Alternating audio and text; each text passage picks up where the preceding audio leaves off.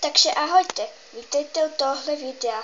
Tohle video, jak jste už mohli vidět v popisku, je pro LPS 1. LPS 1, pokud to tebe někdo rejpá, tak si to s ním pěkně vybavím, protože si má nejlepší youtuberka navždy.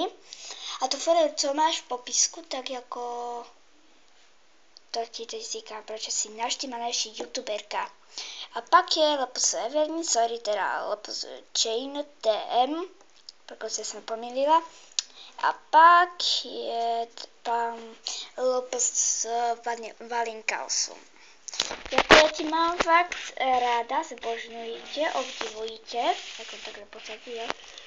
A zkrátka, já vím, pokud určitě ti vadí to rejpání, že to tebe někdo furt rejpá, takový věci.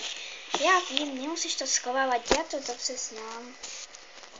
To mě totiž rejpá můj spolužák, to máš rád, je fakt strašný. A někdy dokonce i zajíčkovci dvojičky, Matuš a i Míša.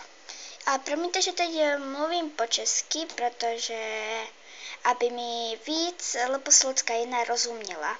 Ano, protože Češi mi rozumějí po slovensky, jako Slováci po česky, jo. Takže já si to s ním klidně vysítím. A já tě obdivuji, zbožňuji tě. A tohle byla taková malá informačka. A že vím, jak se cítíš, když to tebe někdo rejpá.